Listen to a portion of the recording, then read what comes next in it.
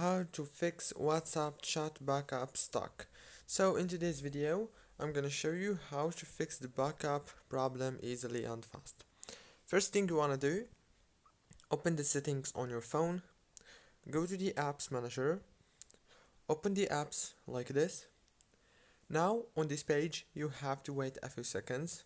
It will start loading the apps that you have on your phone. Scroll like this until you find WhatsApp, click on it, and then click on the force stop option. After you click on the force stop, then go down, click on the storage, and then click on this clear cache option.